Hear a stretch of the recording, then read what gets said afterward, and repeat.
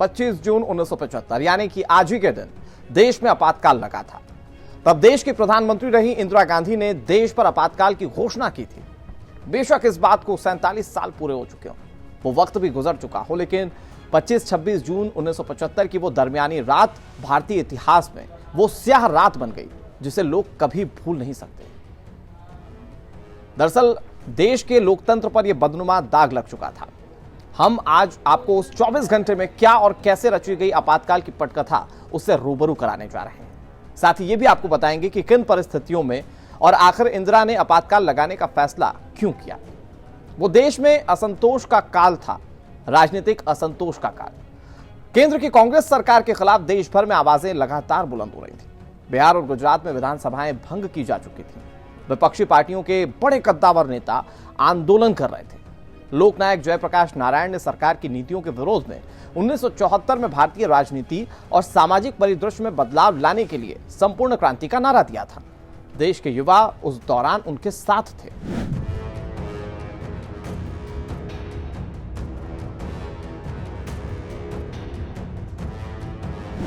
इस बीच 12 जून 1975 के फैसले में इलाहाबाद हाईकोर्ट ने फैसला सुनाया कि इंदिरा ने लोकसभा चुनाव में गलत तौर तरीके अपनाए। वो दोषी करार दी गई और इंदिरा गांधी का चुनाव रद्द कर दिया गया।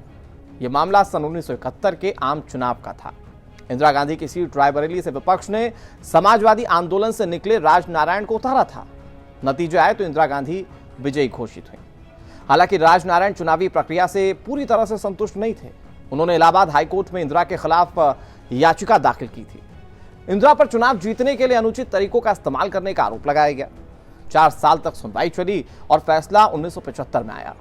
इसीलिए माना जाता है कि देश में आपातकाल की नींव 1971 के आम चुनाव के बाद से ही रख दी गई थी। लेकिन 1975 आते आते ये इमारत काफी बुलंद हो चुकी थी। मौजूद जो आपातकाल के दौरान रहे वो लोग बताते हैं कि इंदिरा के हाथ से निकलती कमान और देश के बिगड़ते हालात से वे खौफ में आ गई थी। हर तरफ से उनके खिलाफ नाराजगी और आक्रोश था।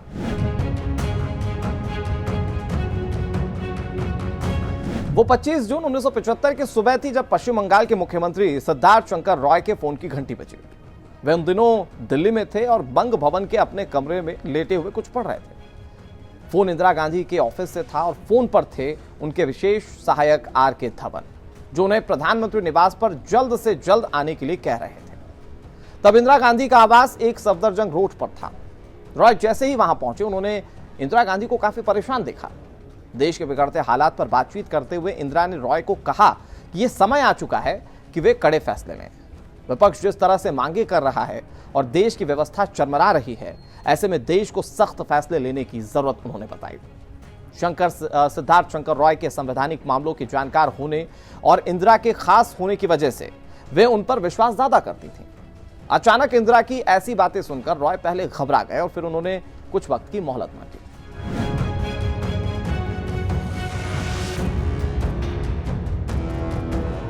रॉय 2 घंटे बाद वापस इंदिरा के पास पहुंचे और देश की आंतरिक गड़बड़ियों से निपटने का एक सूत्रीय उपाय आपातकाल को बताया।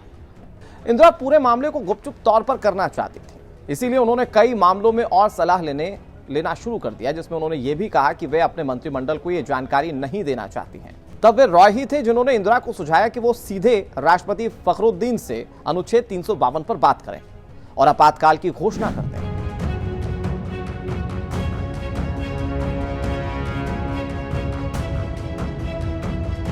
इंदिरा गांधी के निजी सचिव रह चुके आर.के. धवन ने 2015 के एक टीवी इंटरव्यू में धवन ने यह दावा किया कि इमरजेंसी का विचार इंदिरा का नहीं बल्कि उस वक्त पश्चिम बंगाल के मुख्यमंत्री रहे सिद्धार्थ शंकर रॉय का था।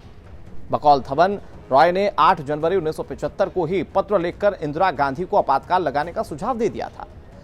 फिर सिद्धार्थ शंकर और इंदिरा शाम 5 बजे राष्ट्रपति भवन पहुंचे, देश और सारी परिस्थितियों को समझाया, उन्हें मनाने में कामयाब हुई। दोनों वापस लौटे, आपातकाल के कागजात तैयार करवाए गए। तब तक रात के 11:30 पौने 12 बज चुके थे। राष्ट्रपति फखरुद्दीन अली अहमद ने उन आपातकाल के घोषणा वाले कागजात पर हस्ताक्षर भी कर दिए।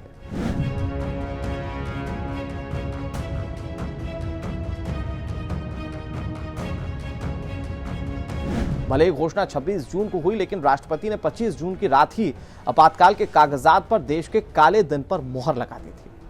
आपातकाल करीब 21 महीने तक देश पर लागू रहा। उस 21 महीने में नागरिक अधिकार छीन लिए गए, सत्ता के खिलाफ बोलना अपराध हो गया, विरोधी जेलों में ठूंस दिए गए। उन दिनों देश ने जबरन नसबंदी का भयावह वो दौर भी देखा जिसे सुनकर आज भी लोग कांप जाते हैं। BZ खासरू की किताब के मुताबिक इंदिरा कांग्रेस के भीतर नेतृत्व खींचतान से आजिज आ चुकी थी और आपातकाल लगाने की वजह गांधी ने विपक्ष के उकसावे को बताया था। तो फिलहाल के लिए इस वीडियो में केवल इतना ही, लेकिन इस तरह के वीडियो के लिए आप बने रहिए टाइम्स नाउ भारत के डिजिटल प्लेटफॉर्म पर।